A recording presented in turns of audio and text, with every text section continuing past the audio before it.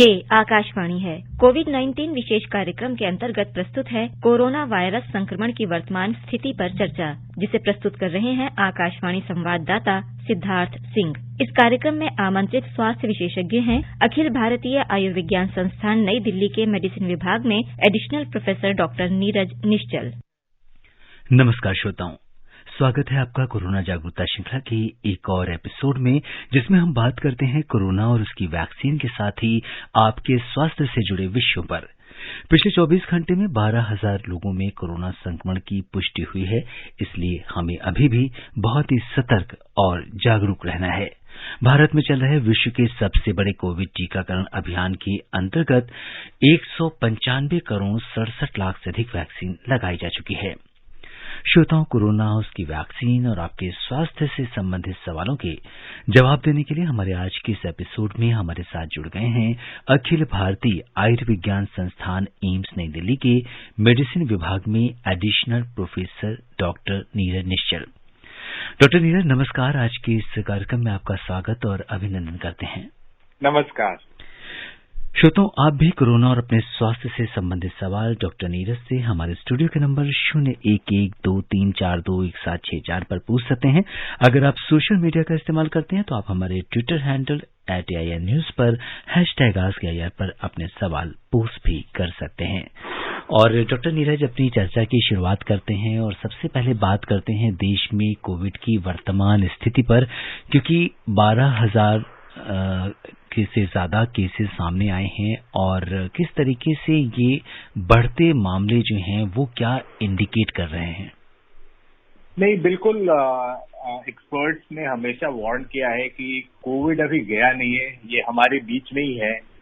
तो ये मैं कहूंगा कि एक कभी हमारा पल्ला भारी हो रहा है, कभी कोविड का पल्ला, लेकिन जो केसेस बढ़ रहे हैं जी, कहीं ना कहीं मैं कहूंगा कि हमारे जो कॉम्प्लेसेंसी है, हम ज्यादा चीजों को लाइटली लेने की जो हमारी आदत हो जाती है एक बार चीजें कंट्रोल में होती हैं, उसका कहीं ना कहीं एक बहुत इंपॉर्टेंट रोल है जी। लेकिन अच्छी बात यह है कि जो भी केसेस आ रहे हैं वो जो हम नोटिस कर रहे हैं कि वो मोस्टली जो से सीजनल फ्लू जिस वे में प्रेजेंट करता है कि 1-2 दिन बुखार रहा, सर्दी, गला खराब हुआ, सर्दी, खांसी, जुकाम जैसी फीलिंग आती है जी, फिर ठीक हो जाते हैं। लेकिन हमें याद रखना होगा कि अगर कोई भी इन्फेक्शन अगर किसी को होता है तो हमेशा एक पॉसिबिलिटी रहती है कि वो एक खतरनाक रूप में कन्वर्ट हो जाए। तो मैं कहूंगा चीजें भले केसेज अभी बढ़ रही हैं, चीजें कंट्रोल में है, लेकिन हमने सावधानी नहीं रखी, अगर हम लापरवाही करते रहे तो सिचुएशन आउट ऑफ कंट्रोल होने की भी पॉसिबिलिटी हो सकती है। तो ये अब हमारे हाथ में है कि हम इसको कैसे देखें, और मैं कहूंगा कि सबको सावधान रहने की जरूरत है। लाइफ रुक नहीं सकती है, but at the same time हम सावधानी के साथ अपनी लाइफ को हम आगे कंटिन्यू कर सकते हैं बिना किसी परेशानी के। और डॉक्टर नीरज, इस समय जो आपके पास पेशेंट आ रहे हैं उसमें किस तरीके के आप लक्षण देख रहे हैं इस बार जो इन्फेक्शन हो रहा है लोगों को? हाँ, जैसे मैंने बताया कि मैक्सिमम पेशेंट्स को हॉस्पिटल में एडमिट करने की जरूरत नहीं पड़ रही है। तो जो कॉमन सिम्टम्स जो दिख रहे हैं वो बुखार जो है, उसके अलावा जो गले में दर्द, बॉडी एक, कुछ लोगों को डायरिया की शिकायत होती है, कुछ लोगों को हेडेक हो रहा है। तो इस तरह के जो कंप्लेंट्स है जो किसी भी वायरल इलनेस में होते हैं ऑलमोस्ट उसी तरह से प्रेजेंट कर रहे हैं। बट अभी हम जो डेल्टा वेव में 1 साल पहले जो हमने देखा था कि लंग का इन्वॉल्वमेंट काफी ज्यादा है, ऐसे केसेस हमें देखने को नहीं मिल रहे हैं, जो मैं कहूंगा कि एक अच्छी बात है। बट रिस्क हमेशा रहता है कि वायरस जितना रेप्लिकेट करेगा, इसके म्यूटेट होकर खतरनाक फॉर्म में चेंज होने की पॉसिबिलिटी हमेशा रहेगी। इसलिए कोशिश यही करनी है कि हम अपने शरीर को इस वायरस का घर नहीं बनने दें, अपने शरीर में इसको रेप्लिकेट होकर म्यूटेट होने का मौका नहीं दे। इसलिए हमें कोविड एप्रोप्रिएट बिहेवियर का पालन करने की कोशिश करते रहनी पड़ेगी। जी। और अभी जिन लोगों में कोविड टाइप सिम्टम्स हैं या जिन्होंने टेस्ट नहीं कराया है, या कई बार लोग सोचते हैं कि शायद ये मौसमी बुखार होगा, ठीक हो जाएगा, तो ऐसे में कितने दिनों का आइसोलेशन आप रिकमेंड करते हैं या जो पॉजिटिव लोग हैं उनके लिए? तो बिल्कुल, अब देखिए, अब ये वायरस हमारे सोसाइटी में एक तरह से घर कर चुका है। तो अगर किसी को भी इस तरह के सिम्टम्स आते हैं, सर्दी, जुकाम, बुखार, बॉडी एक, तो अपने आप को वो पॉजिटिव मानकर बाकियों से जितना हद तक अलग कर सके उतना हद तक अलग करें। अगर किसी से इंटरेक्ट करने की जरूरत पड़ती भी है तो डेफिनेटली वो मास्क पहने, जहां तक पॉसिबल हो अगर टेस्ट कराकर कंफर्म कर सकते हैं ठीक है, नहीं करा सकते हैं तो एटलीस्ट 1 हफ्ते तक अपने आप को आइसोलेट करें बाकी लोगों से। स्पेशली वल्नरेबल एज ग्रुप के लोग हैं, जो कोमॉर्बिडिटीज वाले लोग हैं, उनसे तो उन्हें बिल्कुल अलग रहने की कोशिश करनी चाहिए। तो नॉर्मल जो अभी गाइडलाइंस यही कहता है कि आपको सिम्टम ऑनसेट से 1 हफ्ते तक अपने आप को आइसोलेट करके रखना है, और एटलीस्ट पिछले 2 से 3 दिन में आपको बुखार ना हो तो बहुत अच्छी बात है जी। तो 1 हफ्ते का आइसोलेशन यूजुअली मैक्सिमम पेशेंट्स में सफिशिएंट होता है। जी। और ऐसे में बहुत सारे लोग ऐसे भी होते हैं जो सेल्फ अपना ट्रीटमेंट शुरू कर देते हैं, क्योंकि कहते हैं कि पिछली बार हमने एक पर्टिकुलर एंटीबायोटिक खाई थी या हमारे पड़ोसी ने वो एंटीबायोटिक खाई थी, और तो कितना आप देखते हैं कि इस तरह का जो 3-4 दिन का फीवर होता है और उसके बाद वो ऑटोमेटिकली ठीक भी हो जाता है, उसमें एक्सेसिव यूसेज ऑफ एंटीबायोटिक वो किस तरह से इम्पैक्ट करती है हमें?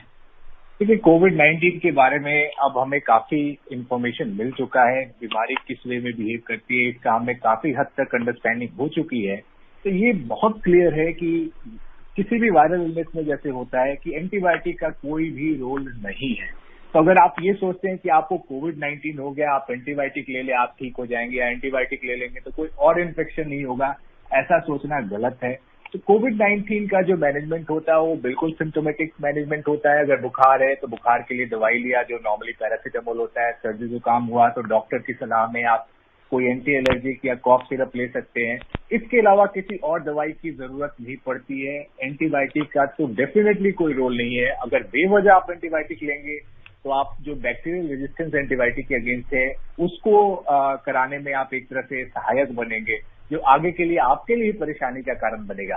तो मैं यही कहूंगा कि अगर किसी को इस तरह के सिम्टम्स आ रहे हैं, इसमें एंटीबायोटिक का कोई रोल नहीं है, अनलेस कि आपके डॉक्टर को लगता है कि नहीं ये कोविड-19 है, कोई और बैक्टीरियल निमोनिया या कोई और बैक्टीरियल इन्फेक्शन है, वहां पे ही सिर्फ एंटीबायोटिक का रोल हो सकता है। जी। और डॉक्टर नीरज, आपका इन्फेक्शियस डिजीज की अगर हम बात करें तो उसमें आपकी विशेष दक्षता रही है।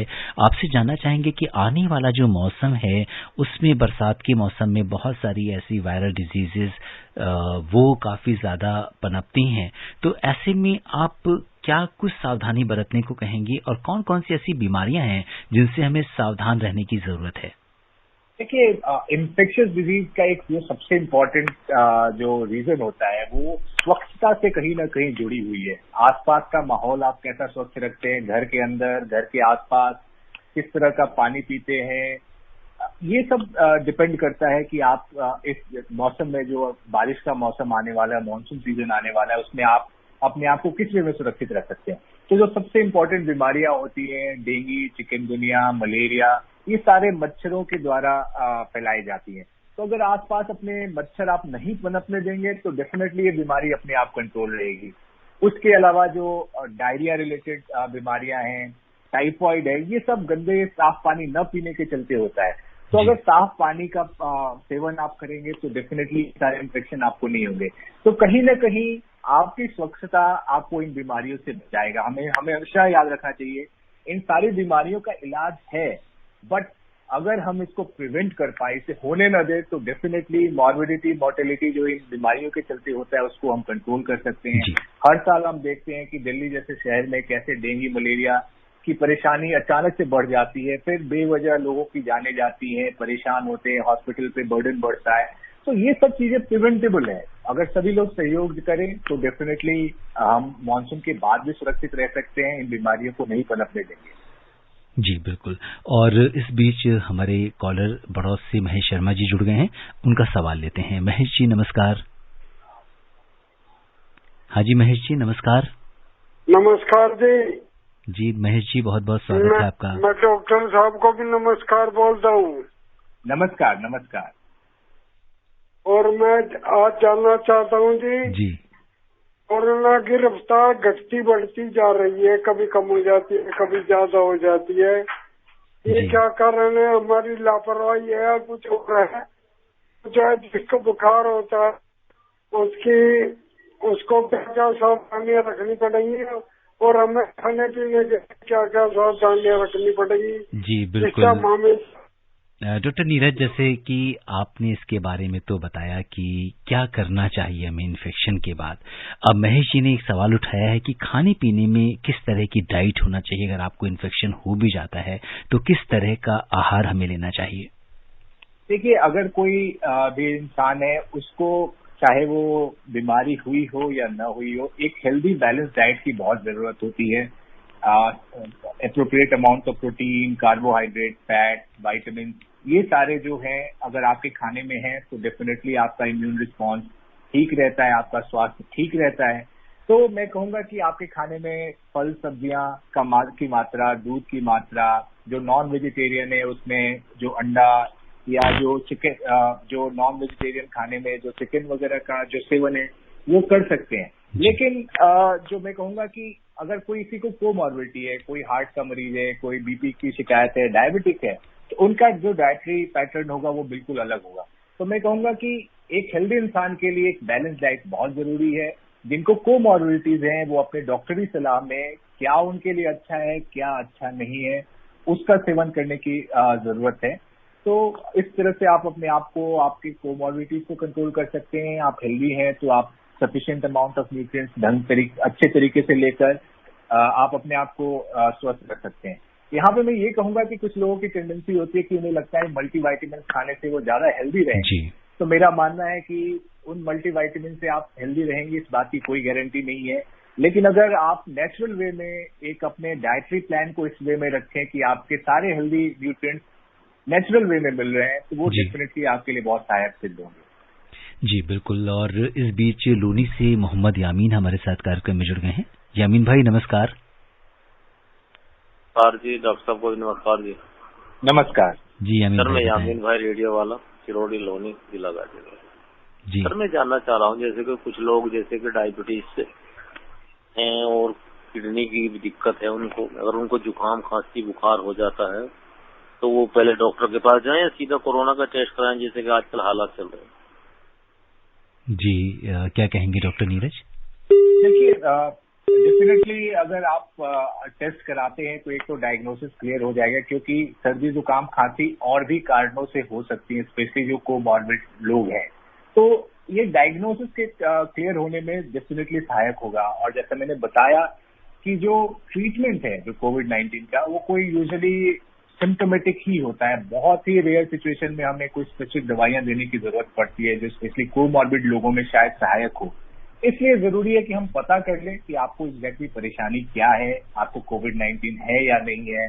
कोविड-19 नहीं है तो उसके अलावा और क्या चीजें आपको परेशान कर सकती है इस सिम्टम के साथ, तो ये जानने में डेफिनेटली सहायक सिद्ध होगा। और अगर आप टेस्ट नहीं कराना चाहते हैं तो एटलीस्ट अपने आप को बाकी लोगों से आइसोलेट करके रखिए, ताकि ये अगर आप कोविड-19 है तो आप दूसरों को न फैलाएं। जी, और रुख करते हैं शहरे तहजीब लखनऊ का और बात करते हैं मोहम्मद आरिफ जी से। आरिफ जी नमस्कार। जी नमस्कार सर, कैसे हैं आप? जी बिल्कुल बढ़िया है आरिफ जी, आप बताएं आप कैसे हैं? जी बस आपकी दुआएं, माशाल्लाह मैं खैरियत से हूँ और आपका प्रोग्राम सुन के बहुत ही ज्यादा अच्छा लगता है। काफी जानकारियां इसमें हमको परमानेंट मिला करती हैं, इसलिए मैं ऑल इंडिया रेडियो दिल्ली का बहुत शुक्रगुजार हूँ कि हम लोगों का जो हमेशा रहनुमाई करता है। मैं डॉक्टर साहब से जानना चाहता हूं कि मैंने दोनों टीके भी लगवा लिए हैं और जो भी इसके नियम कानून है उसके मुताबिक मैं अमल करता हूं, तो क्या अब भी ये कोरोना का कोई खतरा महसूस मतलब कर सकता हूं या कि अपने आप को महफूज में समझूं अब इस दौर में? जी डॉक्टर नीरज क्या कहेंगे? सावधानियां रखते हैं और वैक्सीन भी लगवा ली है, तो क्या अभी भी खतरा हो सकता है? बिल्कुल, ये अच्छी बात है कि इन्होंने जैसे इन्होंने कहा कि 2 डोज लगवाया है, तो इसका मतलब कि अभी प्रिकॉशनरी डोज के लिए या फिर एलिजिबल नहीं है, यानी 9 महीने अभी नहीं हुए हैं, या फिर इन्होंने अभी तक नहीं लगवाया। तो अगर आप प्रिकॉशनरी डोज के लिए एलिजिबल है तो डेफिनेटली आपको वो लगवा लेना चाहिए।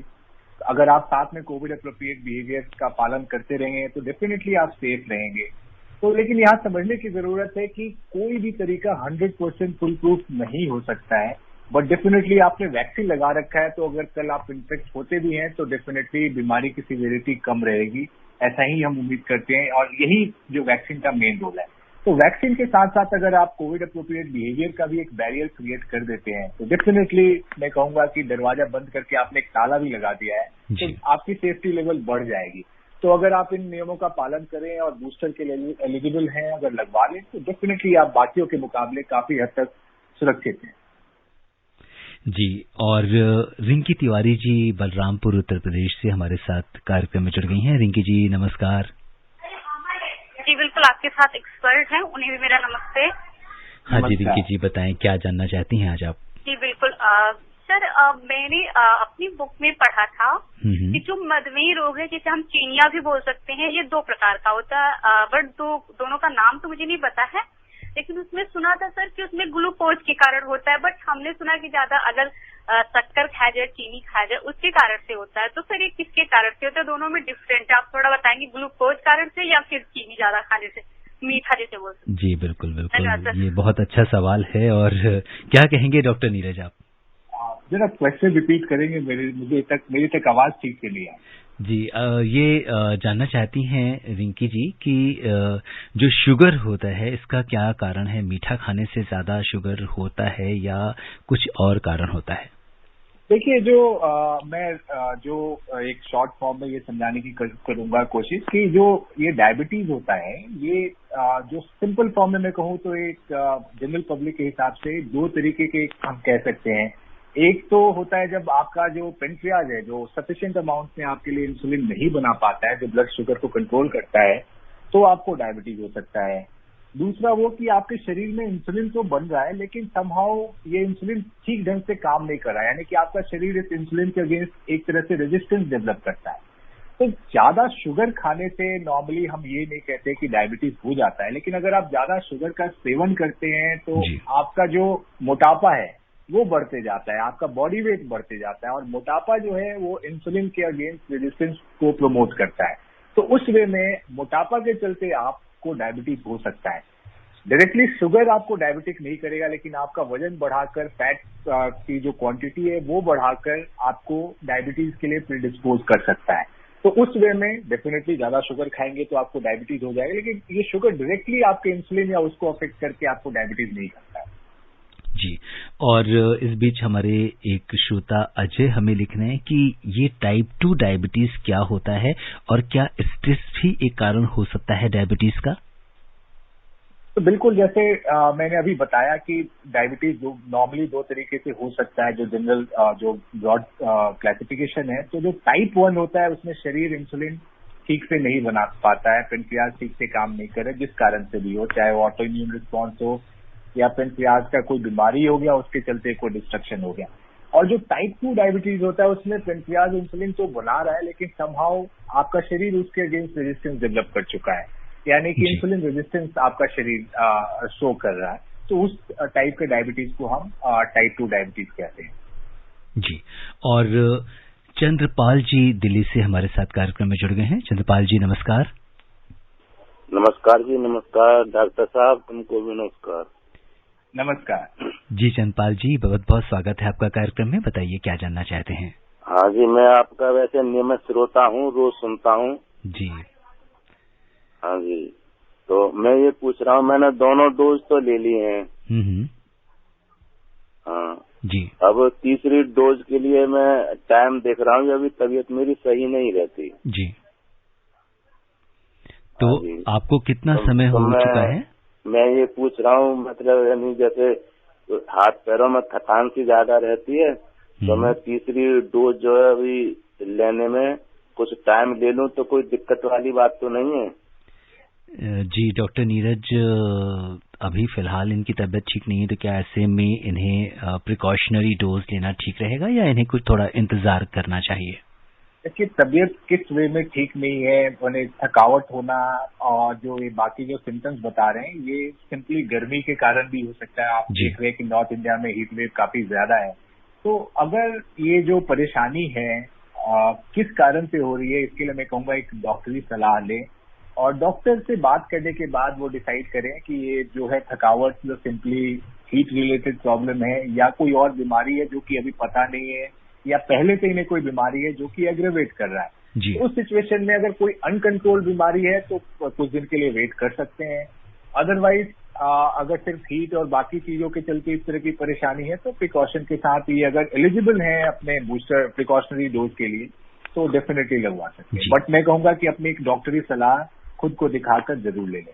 और डॉक्टर नीरज, आपने हीट रिलेटेड प्रॉब्लम की बात करी और इस वास्तव में इस समय जो है पूरे नॉर्थ इंडिया में जो है बहुत ज़्यादा गर्मी पड़ रही है, तो ऐसे में ये भी अपने आप में एक तबीयत खराब होने के लिए एक वजह बन जाती है। और कई बार क्या होता है कि जब ऐसा काम पड़ता है कि हमें धूप में निकलना होता है, तो किस तरीके की हमें सावधानी रखनी चाहिए कि हमें हीट स्ट्रोक ना हो या लू ना लगे हमें? नहीं, बिल्कुल। जो अभी गर्मी का जो माहौल है उसमें अगर हम ध्यान न रखें, स्पेशली जो बच्चे हैं, एल्डरली हैं, या ऐसे लोग जो कोमॉर्बिडिटीज के शिकार है, जो बीपी की दवाई ले रहे हैं, बीपी में एक डाययूरेटिक होता है जो आपके शरीर से पानी को कम करता है, ऐसे लोग में रिस्क हमेशा रहता है। तो जो हीट रिलेटेड इलनेस मैं कहूंगा एक ब्रॉड डिवीजन होता है, जिसके अंदर हीट स्ट्रोक जो सबसे मैं कहूंगा सीरियस फॉर्म होता है, जिसमें गर्मी के चलते लोग गफलत में चले जाते हैं, बेहोश से हो जाते हैं, होश में नहीं रहते हैं। उसके अलावा जो है हीट एग्जॉस्शन, जैसे आप बिल्कुल थक जाएं, आपको अगर गर्मी में आपने कोई स्ट्रेनस काम कर लिया, आपके मसल्स में पेन होने शुरू हो जाते हैं हीट क्रैम्प्स की तरह, चक्कर खा के गिर सकते हैं। लोगों को जो प्रिकली हीट जो होते हैं, जो रैशेज डेवलप हो जाते हैं, जो कि इचिंग से होते हैं या बर्निंग फीलिंग देते हैं, जो आपको हीट बर्न हो सकता है, सन बर्न हो सकता है, जो अगर आप धूप में चले जाएं। तो इन सब से बचने का जो सबसे आसान तरीका मैं कहूंगा कि जहां तक पॉसिबल हो धूप में बाहर न निकलें। जो पीक टाइम होता है, जो स्पेशली 11 से 3-4 बजे तक का जो बहुत ही मैं कहूंगा कि टेम्परेचर ज्यादा होता है, उस समय जहां तक पॉसिबल हो बाहर आप निकलने से बचें। अगर निकलना भी पड़ रहा है तो आप बिल्कुल ध्यान रखें कि आप अच्छे से हाइड्रेटेड हो, एडिक्वेट अमाउंट ऑफ पानी पी रहे हो, हल्के लाइट कलर के कॉटन के कपड़े पहन रखे हो। उसके अलावा जहां तक पॉसिबल हो छाता का प्रयोग करें। जो लोग एक्सरसाइज करते हैं वो अर्ली मॉर्निंग पे करें तो ज्यादा बेहतर है, जबकि धूप कम है। उसके अलावा मैं कहूंगा कि कई लोग सोचते हैं कि ठंडा पानी पियो, कोल्ड ड्रिंक पियो, तो उससे आप अपने आप को सुरक्षित रख सकते हैं। तो हमें ध्यान रखने की जरूरत है। कोल्ड ड्रिंक वगैरह से आपका डिहाइड्रेशन और प्रेसिपिटेट हो सकता है, क्योंकि उसका जो मैं कहूंगा कि उसमें जो कंटेंट होता है वो एक तरह से आपके सेल्स के पानी को अपनी तरफ खींचने की कैपेसिटी रखता है। तो जहां तक पॉसिबल हो इन सब चीजों का सेवन न करें। तो इस तरह से आप अपने आप को जो है इस हीट रिलेटेड इंजरी से बचा सकते हैं। जी। और इस बीच इंद्रभान जी हमारे साथ कार्यक्रम में जुड़ गए हैं। इंद्रभान जी नमस्कार। जिला छत्तीसगढ़ से इंद्रभान सिंह बोला हूँ सर। जी इंद्रभान जी सर, ये है बालों का झड़ना पुरुषों की अपेक्षा महिलाओं में क्या ज्यादा हो रहा है? जी डॉक्टर नीरज, बालों की समस्या का जिक्र किया है, क्या महिलाओं में ज्यादा समस्या आ रही है पुरुषों से?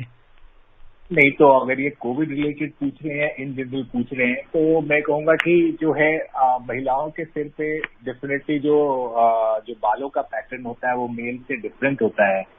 तो अगर कोविड-19 में हमने देखा है कि काफी लेडीज जो फीमेल्स हैं वो कंप्लेन कर रही हैं कि हेयर लॉस रिलेटिवली ज्यादा हो रहा है। बट अच्छी बात यह है कि नॉर्मली ये सेल्फ लिमिटिंग है। जो 5-6 महीने तक इस तरह की परेशानी रहती है, उसके बाद धीरे धीरे ये अपने आप ही रिकवर कर जा रहा है, ऐसा जो डर्मेटोलॉजिस्ट के लोगों का भी मानना है। तो मैं कहूंगा कि डेफिनेटली फीमेल्स के सिर पे मेल के मुकाबले ज्यादा बाल है, तो इसलिए ये उनमें ज्यादा देखने को मिल रहा है। अदरवाइज कोई ऐसा data I am not aware कि ऐसा कहीं प्रूवन है कि फीमेल ज्यादा प्रॉब्लम कर रही हैं। जो हमारे पेशेंट जो है मिक्स्ड हैं, मेल और फीमेल दोनों इक्वली कंप्लेन कर रहे हैं कि उनके जो हेयर लॉस कोविड-19 के बाद काफी लोगों में देखा गया। बट अच्छी बात है कि ये सेल्फ लिमिटिंग है। नॉर्मली 5 से 6 महीने बाद ये खुद ब खुद ठीक हो जाता है। जी बिल्कुल। और कुशीनगर उत्तर प्रदेश से संगम कुमार जी कार्यक्रम से जुड़ गए हैं। संगम जी नमस्कार। हेलो संगम कुमार जी, क्या आप हमें सुन पा रहे हैं? जी सर नमस्कार। जी बताएं संगम जी, क्या जानना चाहते हैं? सर डॉक्टर साहब नमस्कार। नमस्कार। डॉक्टर साहब, मेरा आपसे ये सवाल था कि क्या हम सब स्टूडेंट्स हैं और हम लोग कॉलेज में अभी भी सब कॉलेज ओपन हो चुके हैं, धीरे धीरे ओपन हो रहे हैं, तो क्या हम लोग सारे टीके लगवा चुके हैं यानी तीनों डोज, तो क्या हम लोग अभी भी उतना ही दूरी बनाकर रखेंगे जितना पहले होते थे डिस्टेंसिंग, क्या उतना ही दूरी? और मेरा आपसे दूसरा सवाल ये है, ये जो बच्चों के वैक्सीन और ये कोविड शील्ड और कोविड कोवैक्सीन में क्या अंतर है? जी डॉक्टर नीरज, क्या अभी भी वो सारी प्रिकॉशंस जरूरी हैं? और इन्होंने वैक्सीन में कोविशील्ड और कोवैक्सीन में अंतर पूछा है। नहीं, बिल्कुल मैं कहूंगा कि सबसे अच्छी बात है कि आपने सारे वैक्सीन और प्रिकॉशनरी रूल्स भी लगवा लिया है, जो कि बहुत अच्छी बात है। तो हमने यही देखा है कि और सबसे हम यही रिक्वेस्ट कर रहे हैं कि जब तक कोविड के केसेस पूरी तरह से कंट्रोल नहीं हो जा रहे हैं, जहां तक पॉसिबल हो आप कोविड नियमों का पालन करें। मैं समझ सकता हूं कि एक बार आप कॉलेज में जा रहे हैं तो डेफिनेटली वो सारे रूल रेगुलेशन फॉलो करना मुश्किल है, बट एक चीज जो बिल्कुल आपको रिलीजियसली करना चाहिए वो है मास्क का यूज। अगर आप मास्क अच्छे से पहन रहे हैं, एक प्रॉपर वे में एप्रोप्रिएट मास्क पहन रहे हैं, तो डेफिनेटली आपको इन्फेक्ट होने से बचाने में बहुत इंपॉर्टेंट रोल प्ले करेगा। जहां तक पॉसिबल हो ऑफकोर्स डिस्टेंसिंग भी साथ में ऐड कर लेंगे तो और बेहतर होगा। अगर कोई भी आपका मित्र बीमार है, वो अपने आप को आइसोलेट कर दे तो सबके हित में है। तो इन सब मैं कहूंगा कॉमन सेंस यूज करना पड़ेगा, क्योंकि अब पूरी तरह से हमारा सोसाइटी खुल चुका है, सारे एक्टिविटीज स्टार्ट हो चुके हैं, तो एक रूल रेगुलेशन हर जगह लागू करना थोड़ा मुश्किल होगा। बट मास्क एक ऐसी चीज है, वैक्सीनेशन ऐसी चीज है जो आपको हर हालत में बचाने में हेल्प करेगा। इन दो चीजों का बिल्कुल पालन करें। उसके अलावा जो बाकी प्रिकॉशंस है जहां तक पॉसिबल आप फॉलो करें, तो डेफिनेटली खुद और आसपास वालों को आप सुरक्षित कर सकते हैं। जी, गाजियाबाद से अशोक जी हमारे साथ कार्यक्रम में जुड़ गए हैं। अशोक जी नमस्कार। हाँ जी अशोक जी, क्या आप हमें सुन पा रहे हैं? अच्छा, अशोक जी से हमारा संपर्क अभी नहीं हो पा रहा है। और इस बीच हमारे एक श्रोता विजय हमें ये लिख रहे हैं कि फिलहाल कोविड का प्रकोप उतना नहीं है, तो क्या हम प्रिकॉशनरी डोज को थोड़ा डिले करके लगवा सकते हैं क्या?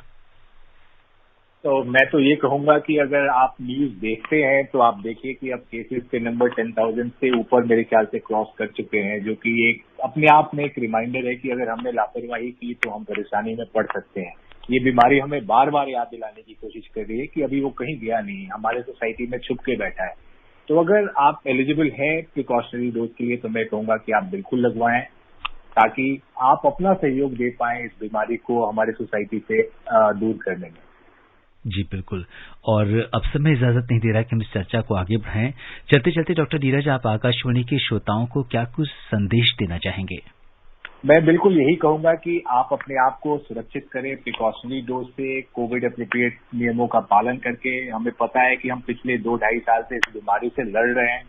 अब मैं कहूंगा कि इस बीमारी पे विजय बिल्कुल हमारे सामने है। अगर हमने थोड़ा सा और सब्र रखा जो पिछले हम 2-2.5 साल से रखे आ रहे हैं, तो डेफिनेटली इस बार हम ये आर पार की लड़ाई में डेफिनेटली विजय पा लेंगे।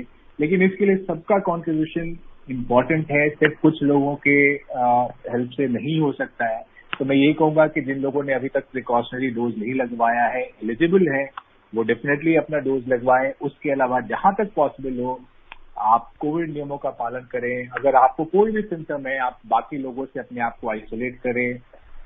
जो हैंड हाइजीन की बात करते हैं, इन सब नियमों का आप पालन करें तो डेफिनेटली हम इस बीमारी पे विजय पा सकते हैं। बिल्कुल डॉक्टर नीरज, आप कोविड-19 के इस विशेष कार्यक्रम से जुड़े, आपने हमसे चर्चा की, श्रोताओं के प्रश्नों का उत्तर दिया। आपका बहुत बहुत धन्यवाद और आभार।